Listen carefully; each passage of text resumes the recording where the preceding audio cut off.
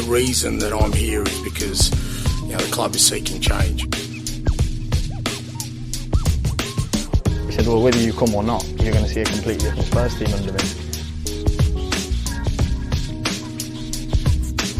My hope and my desire and what I'm going to try and do is give our supporters hope and belief that we're going to embark on something special.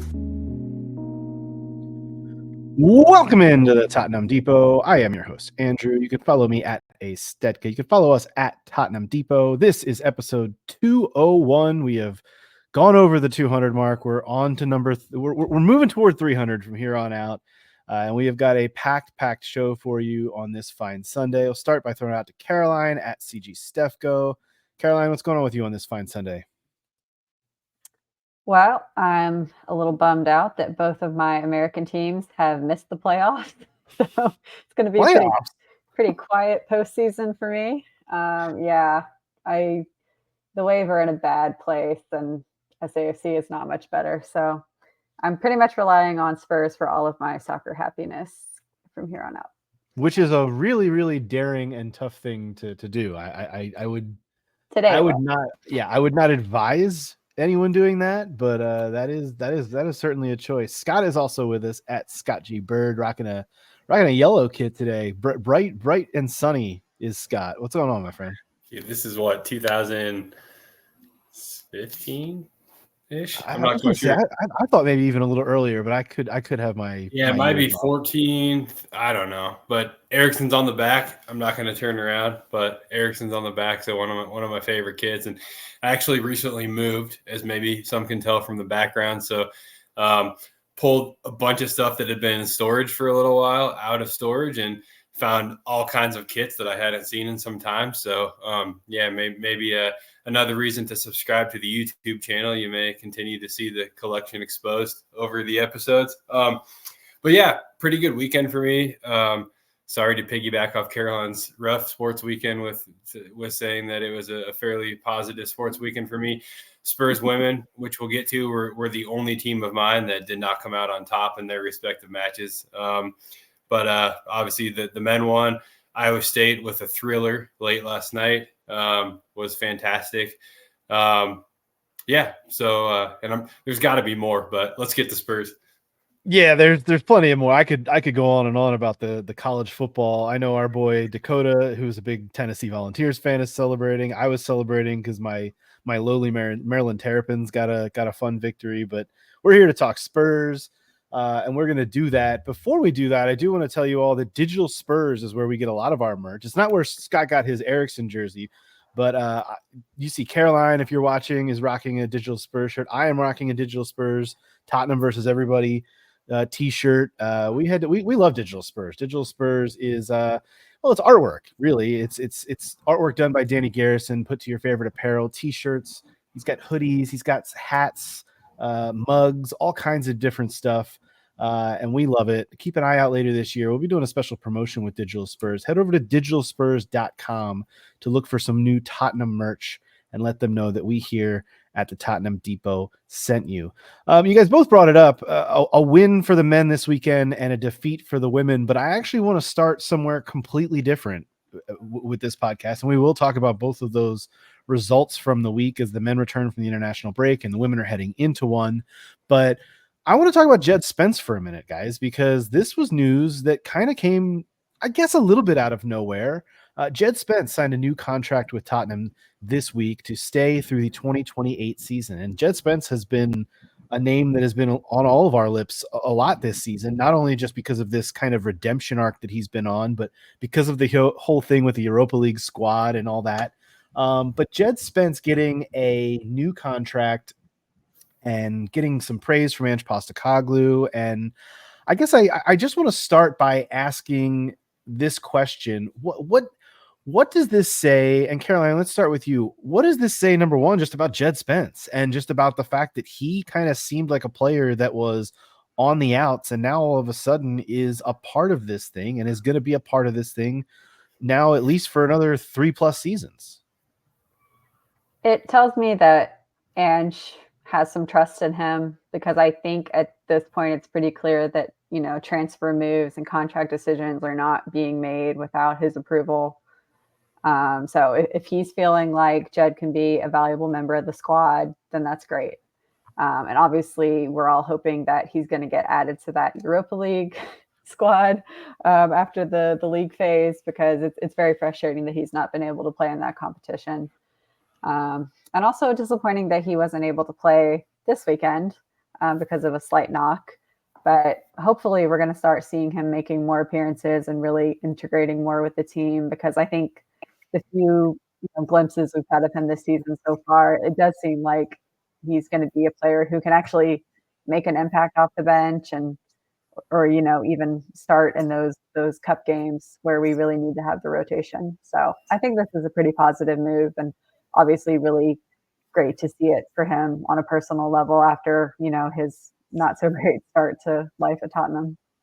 Scott, what does this say about Ange Postecoglou as well? Because honestly, this is something that when it happened, my immediate thought went to, well, this never would have happened under the previous two managers that this club had. Like this is something that is purely happening because Ange Postecoglou decided to give this guy a shot, and now they see something in him and are giving him this kind of chance to make good on it, and he has.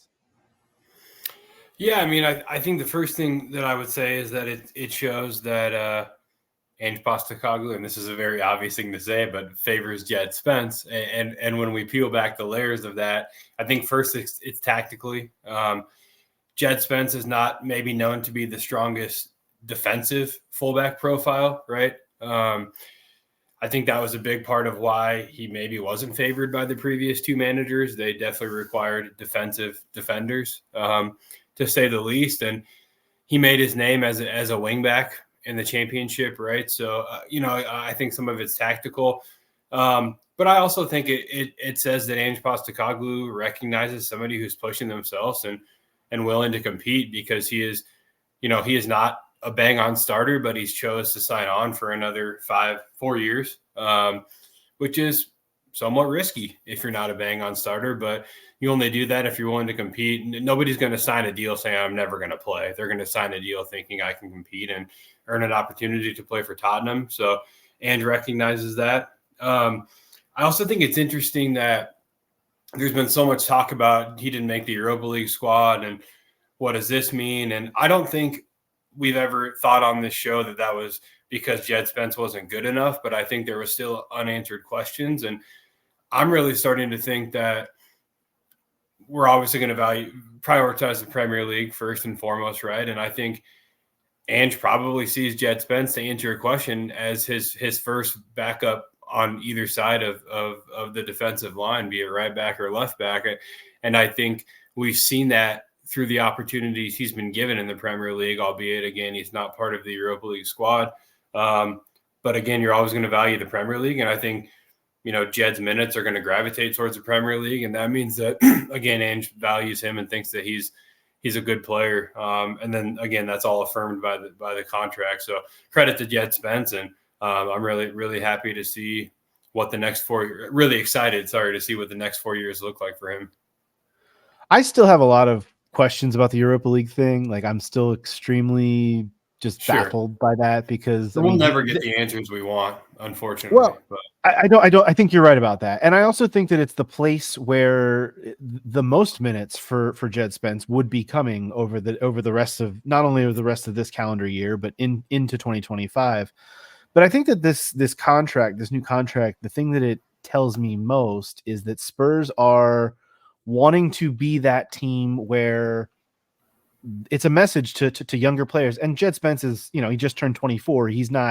We're not talking about a player in his teens or early 20s. He is a little bit, older than some of the younger players that I'm referring to here, but it at least shows the likes of Mikey Moore, Will Lancashire, and any other player that hard work pays off, and that you can, if you show the manager and other coaches, other team personnel the right things, you can work your way into a lucrative deal and a place to call home. And I think that's what it tells me more than anything, is that Spurs are trying to be, they're trying to do a little bit of what we've always wanted Spurs to do, is to have that foot in having young players come through the system and work their way into the first team, but also be able to sign promising young players, which is exactly what Djed Spence was and I think still is, from other clubs, and give them an outlet and an opportunity to express themselves and come into a team and make an impact. And hopefully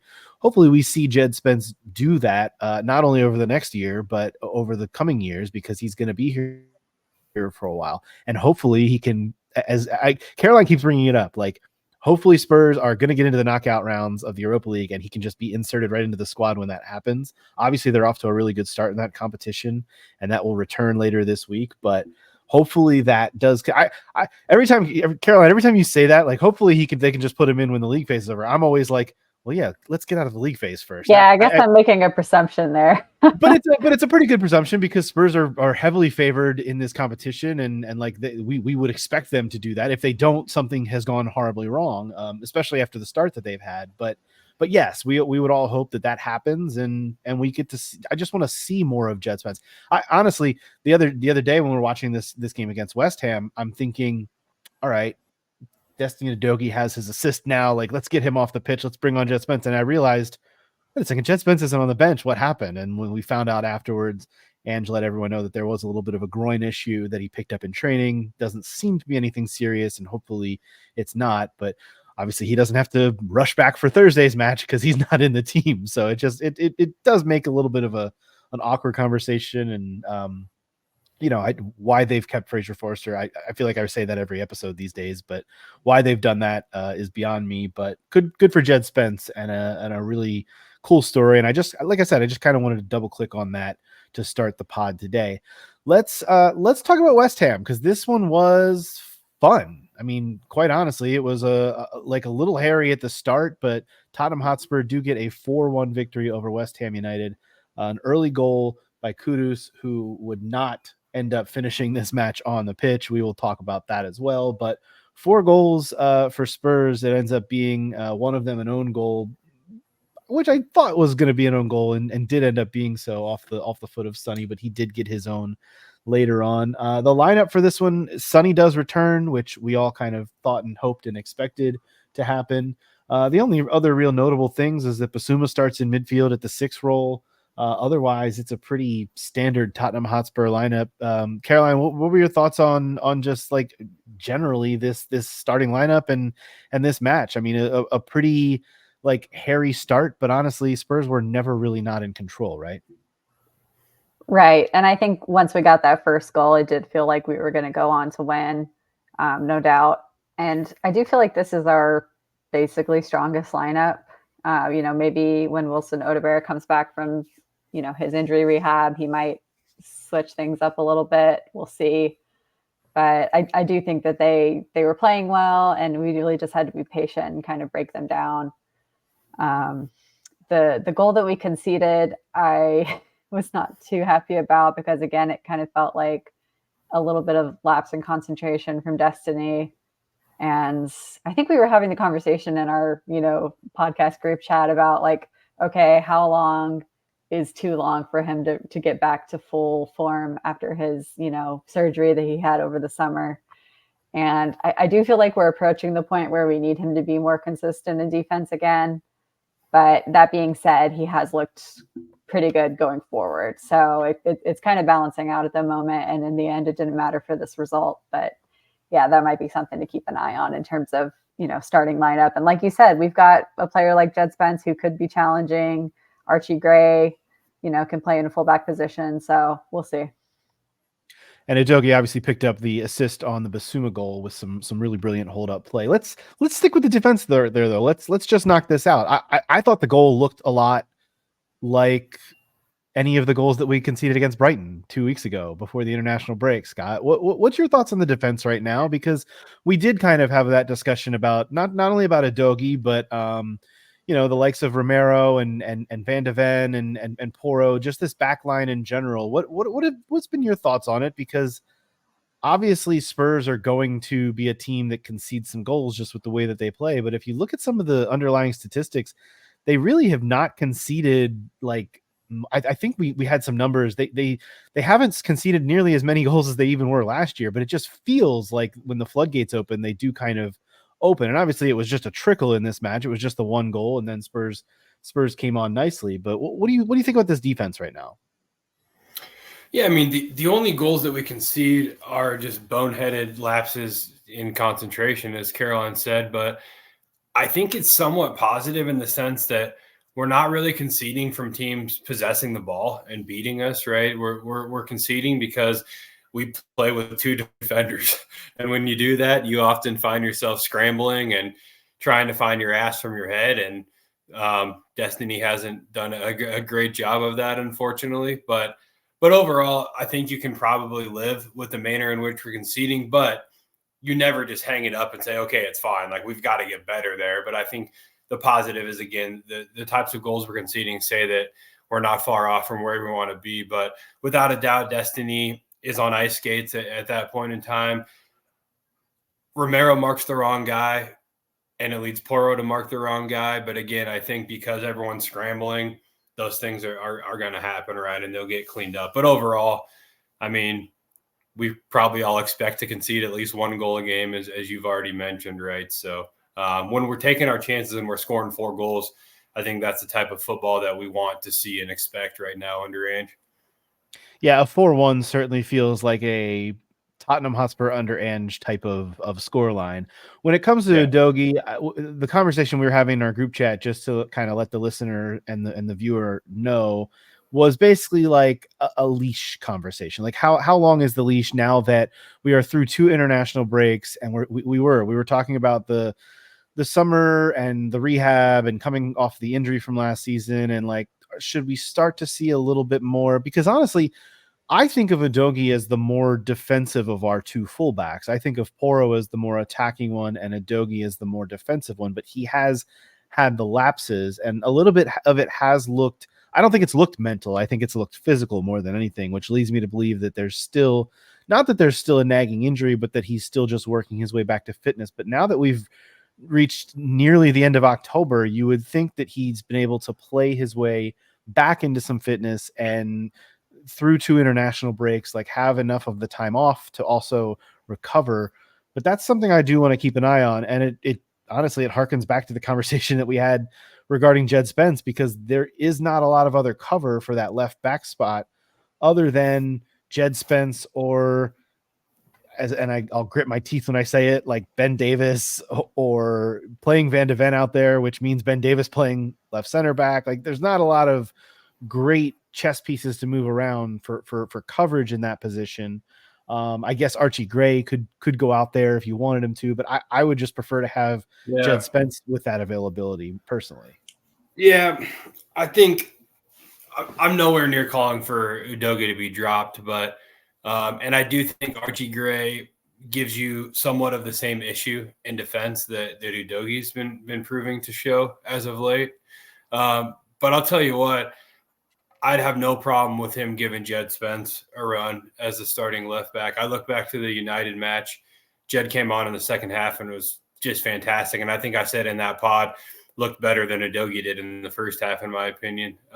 So again, nowhere near my Italian love to be dropped. He was just capped by the Azzurri. And long may that continue. But Djed Spence, maybe it says a little bit more about Djed. If Djed got the start, I would feel as much, or maybe just even a little bit more confident than when I see Udogie start at this point.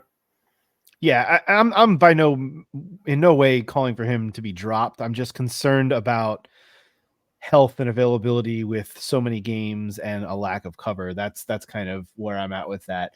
From an offensive standpoint in this match, I don't think you can ask for a whole heck of a lot else. I mean, Spurs were on top of West Ham.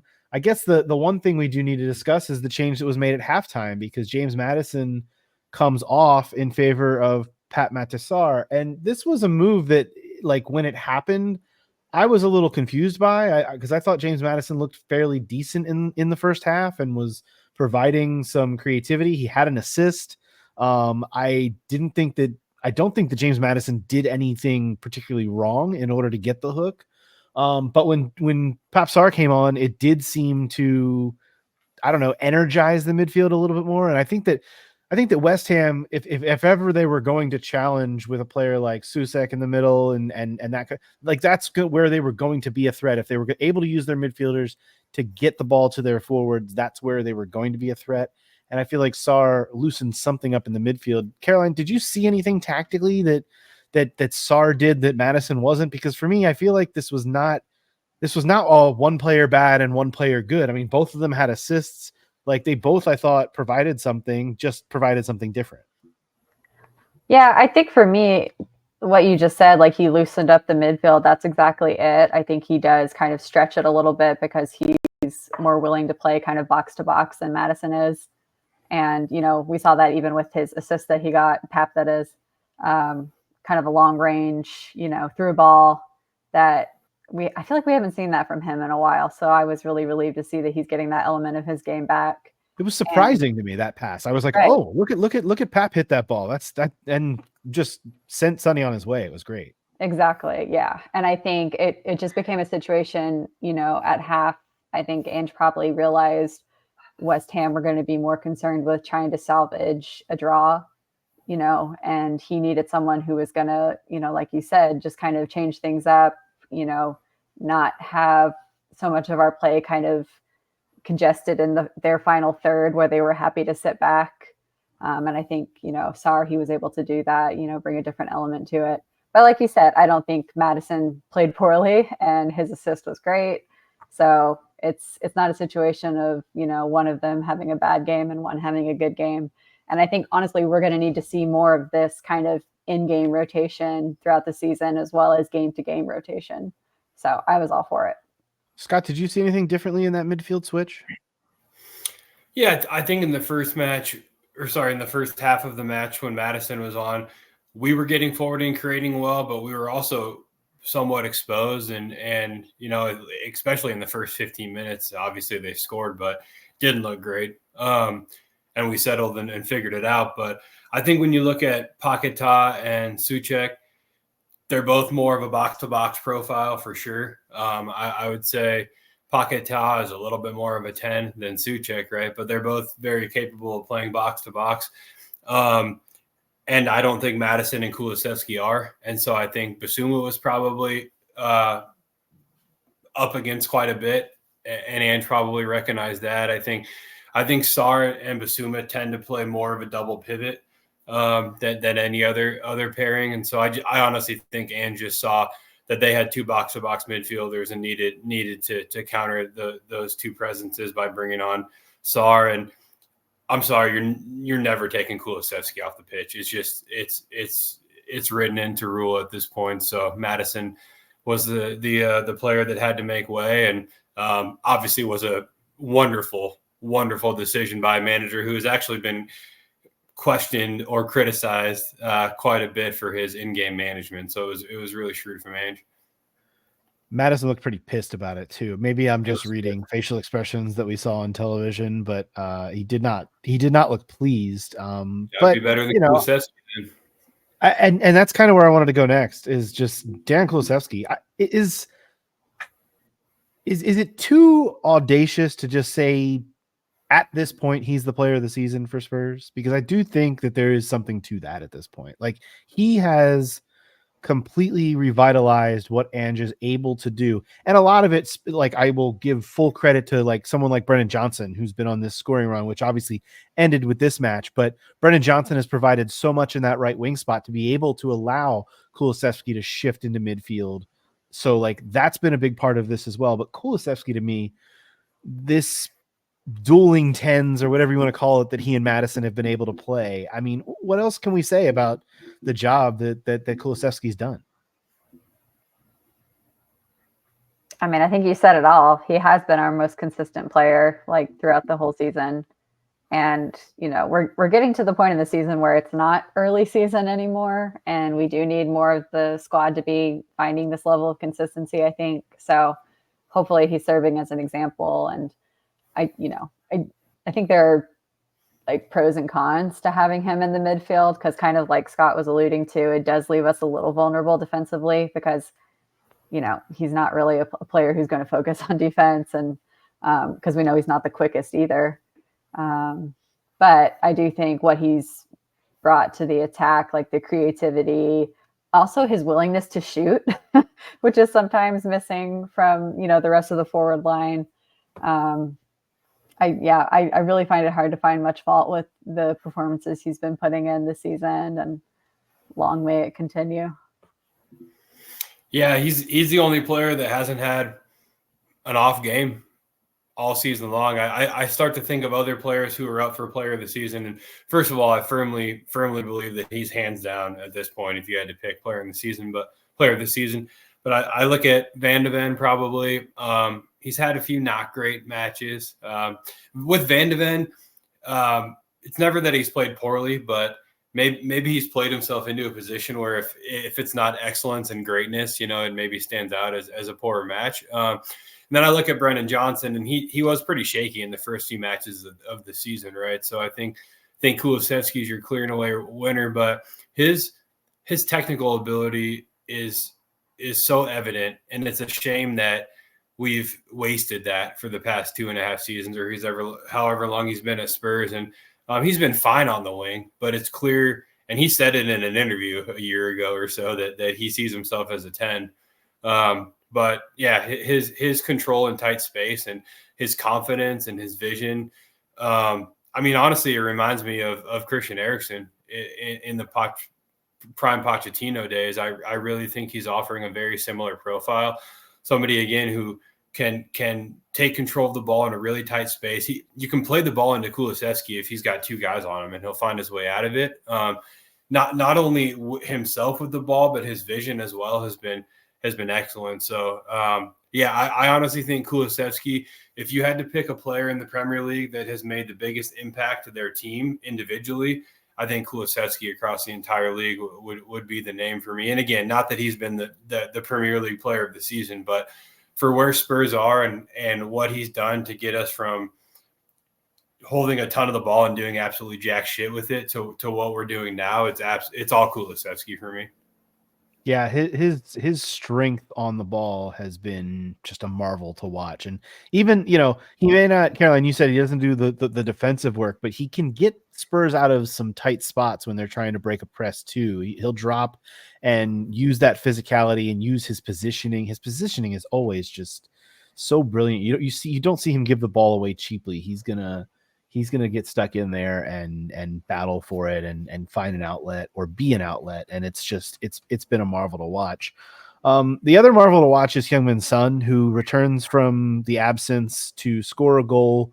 Almost had another one, but that ended up being an own goal. Put that one on for the own goal. I don't know what else there is to say about this cat either. Like he's Heung-min Son. He's so great. It was great to see him back out there. Got subbed in the 70th minute, which is totally fine. He's working his way back, but got his goal on the brilliant pass from Sarr, and he almost made me fall off my couch with all the stepovers, but that's fine. Like, do however many stepovers you need to do, my friend, to get that. Congrats to Sonny.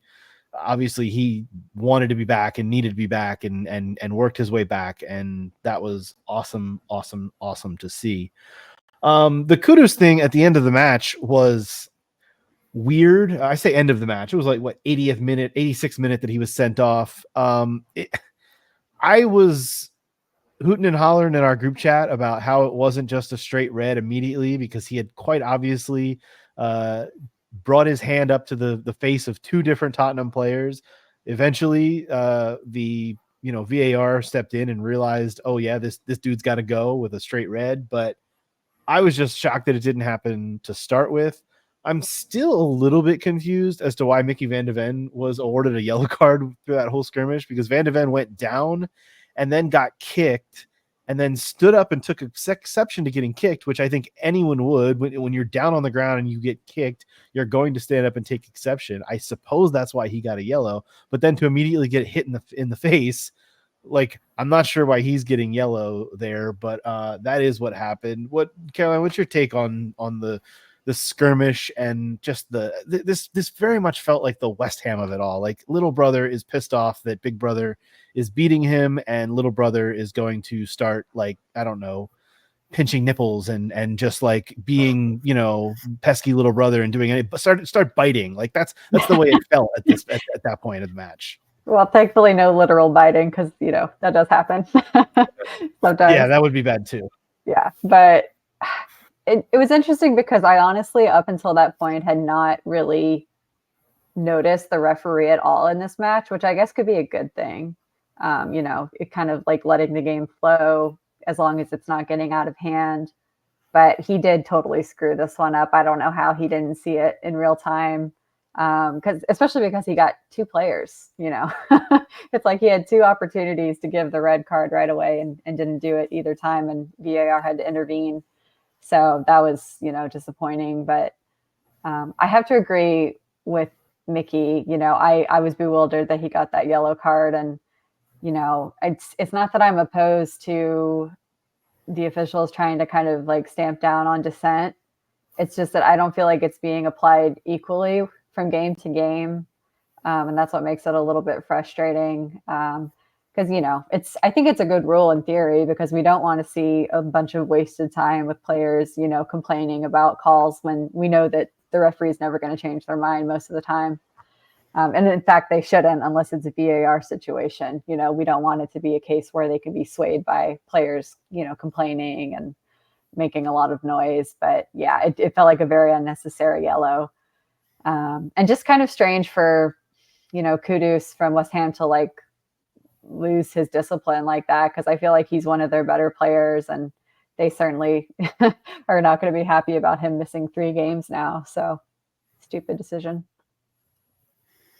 Yeah, it's interesting. He's probably playing below his level at West Ham, right? He's a very good player, and I agree with you. I think he would expect better of himself, and I would expect better of him. Not that I care, but yeah, just definitely lost his head and saw red. I mean, to kick a guy and then get up and, you know, I guess like face palm 2 guys, you could say, is maybe the technical term for what he did, is absolutely bonkers. I mean, that's the stuff that would happen in you know, a adult league indoor, probably, right after the teams met up at the bar for a couple of beers before the game. Are you trying to say that you've seen something like that? I will just say no comment. Okay. But yeah, plead the fifth. But no, I just was very surprised to see that from a Premier League footballer. A kick happens.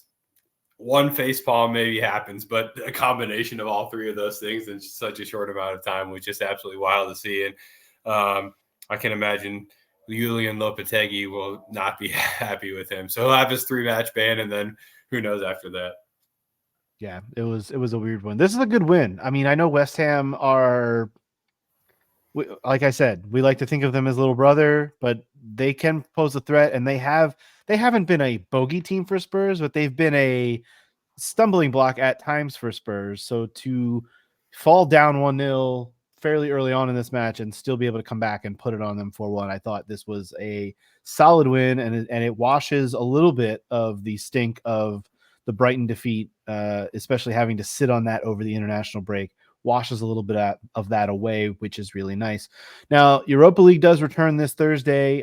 Spurs are back hosting AZ Alkmaar. They have lost 4 straight matches following a 2-1 defeat to PSV Eindhoven on Saturday. So you're going to get a team coming into Spurs on Thursday night that is, I don't know, like kind of feeling bad right now, feeling a little bad about themselves. So another opportunity to get one. And then next Sunday, Spurs will hit the road, but it's a short trip. They head to Selhurst Park to face Crystal Palace. Palace have yet to return from international break. They play on Monday against Nottingham Forest. So we will get to see them in action. We're obviously recording this on Sunday before they have played.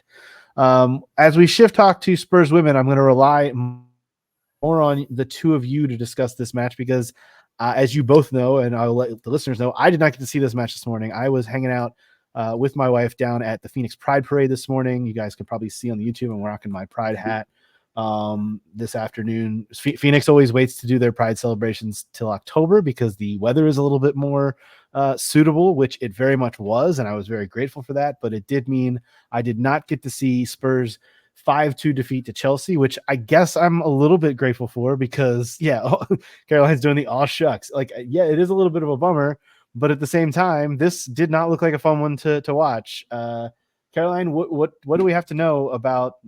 Obviously, like, you don't go into a match away to Chelsea expecting to get much out of it, but this felt a little bit harsher than maybe even that, right?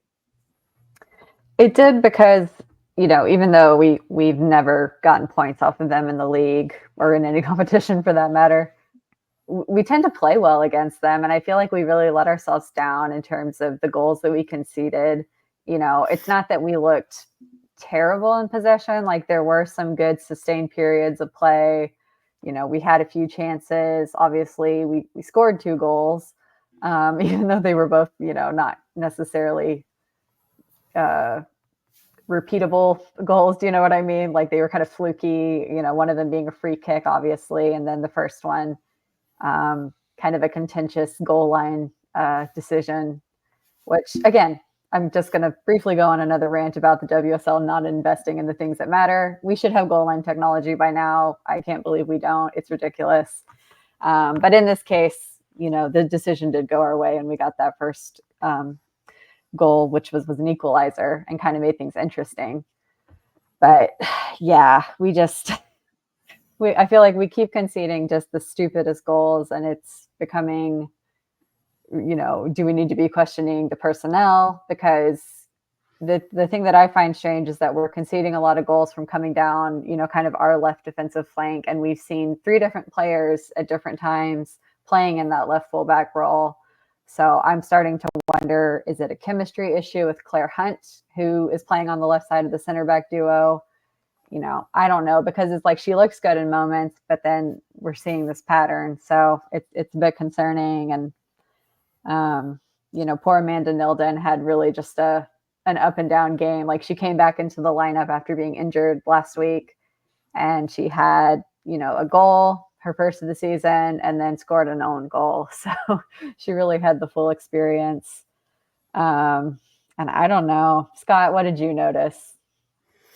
Yeah, I mean, I felt for Nilden, who you all know is probably my favorite player on the women's team. She was very much directly responsible for Hamano's goal in the 10th minute, and then very much responsible for the own goal because she was awarded an own goal.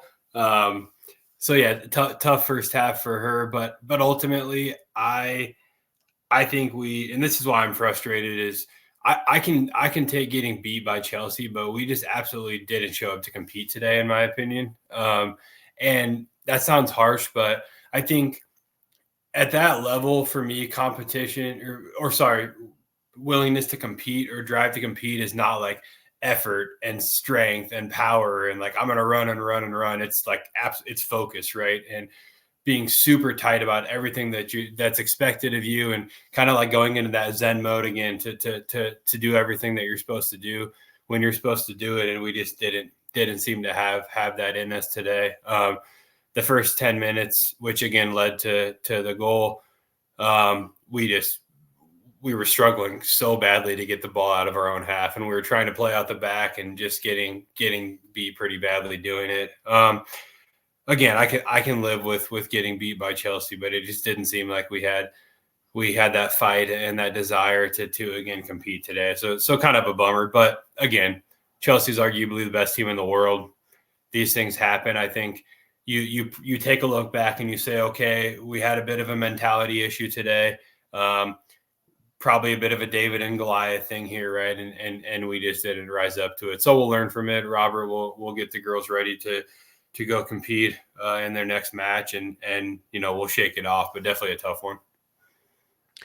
I continue to ask questions, I mean, similar to what you mentioned, Caroline, about the defense. And I feel like there are options, but this is also, and we continually make comparisons between the men's and women's team because they're both, I think, attempting to play similar styles of go for it football. But like, there's, I think, at least more of a steady base in center backs like Romero and Van de Ven than there are on the women's team at the center back position. And that's where I continually just am like, can they still operate this way, or does there need to be a little bit more? And I don't want to use the word pragmatism because I know that's a very triggering word for a lot of people, but like, does there need to be a little bit of a change in mindset when it comes to playing a team like Chelsea, where the gap in talent is still there? It is still a prevalent enough gap where you cannot just play the way that you want to play. What do you think about that? Is there anything to that, or are we still just plugging forward with, no, this is Bobby Ball, this is what we want to do, we want to go forward, we want to go, attack? Well, I do think it's worth noting too that this was a very weakened Chelsea team by their standards, which obviously their standard is a lot higher than ours at a base level.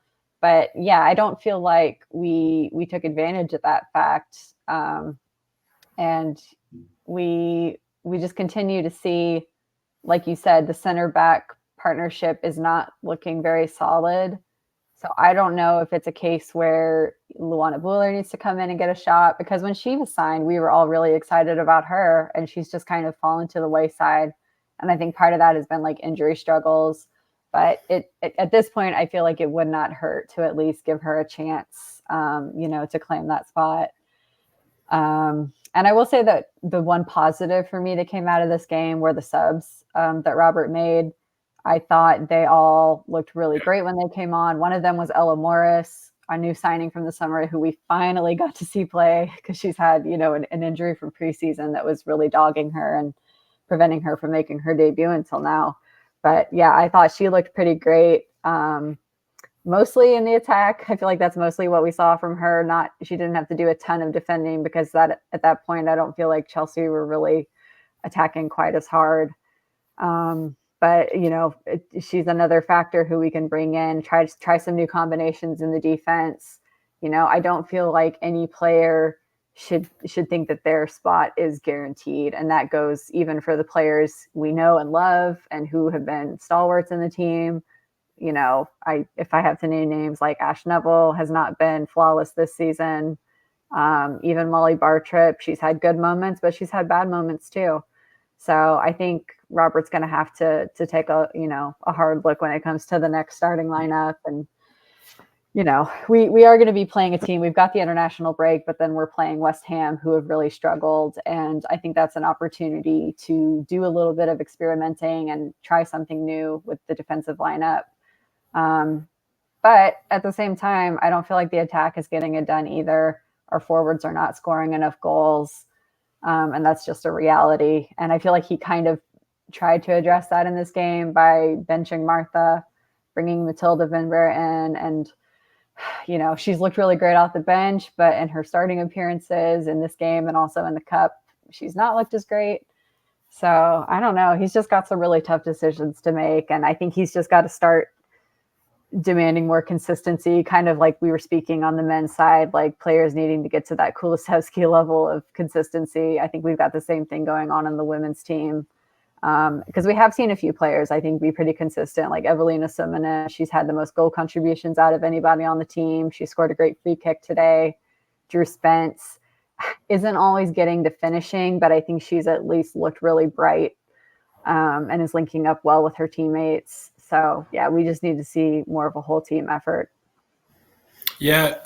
Also, I mean, we overhauled the creative presence, you could say, right? When Clinton and Bizet left, and then Arose and Rosso were brought in. Obviously, Arose and Rosso, we're not able to play today. So, your two primary attacking playmakers, you could say, in a sense, right, last year, and then their two replacements, all four were no longer available today, obviously. I think that's some of why the forwards, or at least our two strikers, are coming up short. I just, I think they're getting some of that worked out. I personally probably wouldn't have dropped Martha. I don't think she's been bad. I just think, again, there's been a lack of service in a sense. I it's not that black and white in my opinion, but I also understand starting Beth today against Chelsea. I do understand that. I think best job today would have been to score, though, right? And that didn't happen. So, there's a lot of moving pieces right now. Obviously, Drew had to play in more of that center attacking midfield role today, and rather than that box to box. And I think Drew is much better at getting us up the field than contributing to the final product, right? So that probably throws off the midfield too. And that could be some of why, again, from my perspective, we just didn't have anything today. I think we lost the midfield battle big time, and that's never going to make it easy when you're playing football. And you mentioned a Rose. The news this week is it's a quad, and it's probably going to be about 6 to 8 weeks. So we're talking close to 2 months without a new signing that had looked really bright in her first few matches for the club. So that is, I mean, that is kind of where a lot of the creativity was coming from in the midfield for the first few matches. She had looked really bright. So that is a real kind of dagger to start this season. And Caroline, you allude to this West Ham match.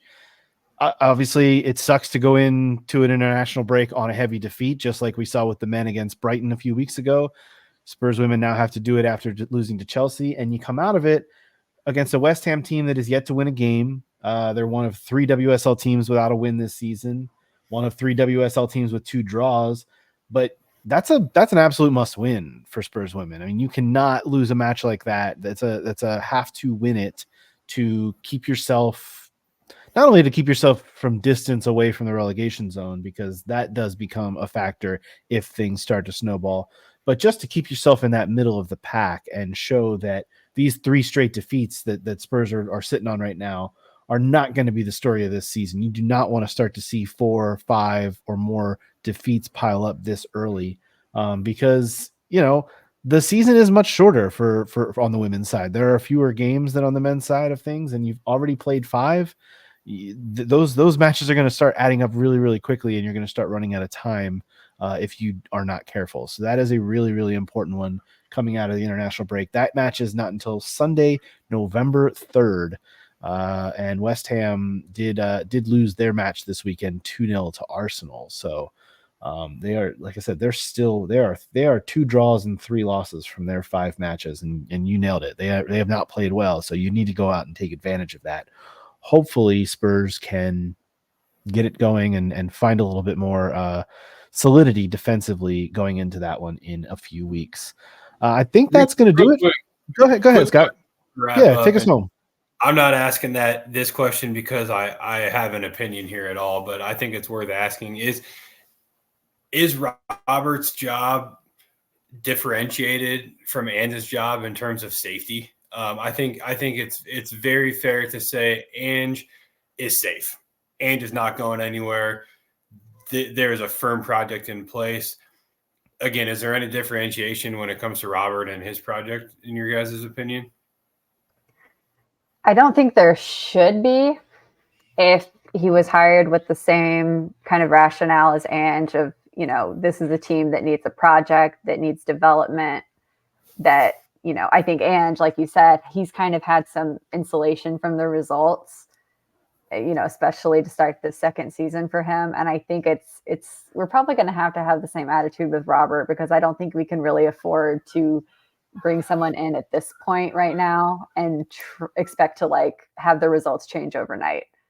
And the worrying thing on the women's side is, you know, I was looking at our fixtures so far compared to last season's. We've dropped 4 points from the same fixtures. So if you're looking at the rest of the season, you're like, okay, well, where are we going to pick up those points so that we can kind of maintain the same level, the same standing as last season? And, you know, that's going to be a difficult challenge, I think. But, you know, it's tough because I think we've had some like small glimpses and spurts within the games of really good performance, and we're just not getting the end results like we were seeing last season. You know, I think we all kind of agreed that there was some overperformance happening there. So I don't know. It's tough because it feels like we're stagnating a little bit, but we've also been dealing with some injuries that we weren't expecting. So I don't feel like I'm ready to write off Robert yet at this point, or the squad. You know, I think they still have some potential, but it's starting to feel like January transfer window is going to be really important. Yeah, I don't know. I think, and again, I love Robert, and I'm just having a conversation here, I have to stress to the listener, I do not want anyone to come away from this thinking that I think Robert's job should be questioned. But I think when I look at Ange being brought in, obviously it's on the back of us feeling some pain over the last 4 or 5 seasons as a club, right? And I look at the analogy of building a house. We built a really nice house, and then we said, shit, we rebuilt this house. It's all wrong. And this is on the men's side, right? We got to strip it down and start all over. That's going to take a lot of time, and we cannot falter or waver in our plan. On the women's side, I think we've never really gotten past the framework of the home, right? And so if you start to build the home and it's just maybe a little bit off, you can still tweak and move around a little bit without feeling like you've wasted all this time, right? And that's maybe why I find myself asking him that question. And again, I think he's a fantastic manager, but what really piqued my question was the conversation. If the losses start to pile up and the bad results really start to pile up, at what point does that conversation start to happen? And fortunately, at the same time, there's not as much of a Spurs women's presence on Spurs Twitter, because if there was, I'm sure it'd be absolutely on fire right now, right? That ex Twitter type tends to gravitate to paying attention to the men's team, thank goodness. But yeah, again, if the results don't start to change, I think someone may start asking that question. Well, I'd also tell you that social media is not real life. So let's just take that. Of course. No, I'm just saying I'm glad I don't have to deal with that on the women's side, right? Here's what I'll say when it comes to Robert Villahamn. I think that there still needs to be a recognition that there's a gap between, and this is a WSL wide problem. It's not a Spurs problem, although because it's a WSL wide problem, emphasis on wide, it becomes a Spurs problem. Manchester City, Chelsea, Manchester United, and even Arsenal, even though Arsenal have seen their struggles in the WSL this season and are not off to the start that they would want, 8 points from 5 matches. Those 4 teams there's still a clear gap between, the upper echelon of the WSL and everyone else. And when I talk about Spurs kind of being in the middle of the pack, that's almost hopeful. You want them to be in the middle of the pack. I think the difference, what we saw 2 years ago with Spurs women and them having to battle and fight off relegation, that was a year where they were not able to be in the middle of the pack. We were hopeful that they would, and they weren't. And a lot of that was injury related. A lot of it was, things turned into a shit show and snowballed. And that's, I think, part of what I'm a little bit fearful of happening right now because of injuries, because of the fixture schedule. The fixtures, because of the loss of players like Clinton and Bizet, there is a little bit of a fear in my eyes that this could be one of those seasons where I know there's only one relegation spot, but you could be fighting through it. Last season, on the other hand, Spurs not only made that great FA Cup run, but they were clearly middle of the pack, and not only middle of the pack, but fighting to be the best of the rest. I think I used best of the rest a few times last season when we were talking about Spurs women. And I think right now that's okay for where Spurs women as a program is. That all of that said, I kind of feel the same way both of you guys do. I think it would be really harsh to start talking about Robert Villaham's position right now in the same way that I think it's really, really harsh to be talking about Ange Postecoglou's job security right now. I think both are in the early stages of what is supposed to be a long project. Scott, when you brought up a house, I thought you were going to start talking about furniture like Mauricio Pochettino used to do. That's where I thought you were going with that. But I like the analogy. You have to build a house with a strong foundation. And if you quit when before you even got the studs up, what's the point? What are we doing? You're just going to be left with a frame and you're going to get wet when it rains. So they need to let both these guys continue to do what they're doing, continue on a project and build a house. And then we'll see how well it stands up against a storm. Right now, I think Robert Villaham's house has, it's taken some beatings, and there's a storm this could be it. We're on that edge. We're teetering on that edge right now of, okay, 3 straight defeats. Could we see an issue? And I think, Caroline, your point about the January window being crucial, 100%. We talked a lot about the summer window for Spurs women and how are they going to replace the likes of Grace Clinton? And then all of a sudden, how are they going to replace the likes of Celine Bizet? We think that they tried to do that a little bit, but there's no guarantee of it. There's still a lot of questions throughout the entire roster, way more than we have on the men's side. So I definitely think that there is work to be done, but I also don't think that all of that is on the shoulders of Robert Villahan. No, that's exactly where I was going to go. I don't think it is all on Robert. I think part of it is investment from the club because, if you look at Chelsea, their starting lineup today, that's a great example of the fact that the top 4 teams, they're just in an entirely different echelon when it comes to like their squad building and, the level of investment that they've put in. And I think we have to be honest about that as Spurs fans, that we've made a few kind of, splashy signings. If you look at players like Beth England, Haley Rosso, even Maite to an extent. But at the same time, we still don't have, a squad full of world-class players like some of those teams. So to me, the conversation this season is not so much, are we going to break into that top 4? That's not happening. We just need to be honest about it. We need to be focused on consolidating our place in the middle of the pack and, maintaining that foundation so that hopefully with the next few transfer windows, we can get serious as a club about actually improving the general level of talent of the team. And I hate to put it so harshly, but that's kind of, the difference. Like the teams like Chelsea, like Arsenal, we hate to say it, but they've been really serious about that investment from the start. And that's why they're at the place they're at. Yeah, we make fun a lot of on this podcast about the purple and gold crew, but if the purple and gold crew want to get up in arms about something, get up in arms about the investment in Spurs women. Don't get up in arms about all the money that's been spent on the men's team over the last few years. There's been money spent there. There's been investment done. Some of it's been bad investment. Some of it's been what looked like bad investment and turned into maybe this is okay investment. Djed Spence. Like it happens, and there's also a lot more room for error on the men's side because there's so much better scouting done. There's so much there's obviously so much more money invested in it on the men's side. On the women's side, there is not a lot of room for error. If you invest in a player like Maite Rose and she gets hurt for 2 months, like that's shitty luck, but that's what happens. Like that you're relying on a lot on one player, and that's now gone for 2 months. Like that sucks.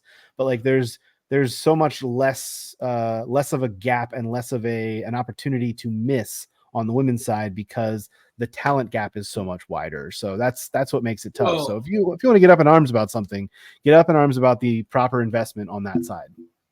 Yeah, and to that point, the challenge is bigger than we're even talking about right now because Spurs women are definitely they're at a place Spurs men were before. I would say before Pochettino, maybe before Andres Villas-Boas, where you had a situation where anybody, Modric, Bale, anybody that really starts to bang on is going to want to make a move. Their interest will, I shouldn't say going to want to, they will potentially be enticed or interested in making a move to a bigger club. I mean, let's just say hypothetically. Celine Bizet. Thank you. Celine Bizet is who I'm thinking of, right? And let's say hypothetically Martha goes on to score 20 goals and Chelsea comes knocking. Like, that's the conversation that we're going to have to battle as players continue to improve. The only ones in the squad who I can think of, and please feel free to add here, but I think of Jess Naz and I think of Ash Neville as the only 2 players who couldn't be turned or persuaded to join a bigger club if someone was interested in them. So we're gonna have to fight that battle, and it's really tricky the way that European sports are set up to get over that hump. It takes a magic situation like we found with Pochettino and Harry Kane and Dele Alli to get us over the edge. I mean, even Eriksen's head was turned by the other opportunities, right? It really takes finding magic in your ranks and magic with the coach to get you over that hump. And thank goodness it did on the men's side, but it's still a little ways off on the women's side for sure. And so I think that's a good point, Caroline. I agree with you. Top 4 is just not happening. And we need to focus on like 5th through 7th firmly, in my opinion. And I think that'd be a really good finish. That's what it comes down to at this point. That's where the expectations lie for Spurs women. That's going to do it for this edition of the Tottenham Depot. Be sure to follow us on socials at Tottenham Depot. Go to our YouTube page, youtube.com/Tottenham Depot. We will be back next week following the Crystal Palace match to talk about the two men's results from the week and whatever else is going on in the world of Tottenham Hotspur. Hopefully some positive news on the Spurs women's side from an injury standpoint. We get some updates perhaps as we head into an international break. But until then, Scott can be found at Scott G. Bird. Caroline is at CG Stefka. You can follow me at A Stetka. And again, follow us at Tottenham Depot on all the socials for all the latest. For Caroline, for Scott, I have been your host, Andrew. As always, come on, you Spurs.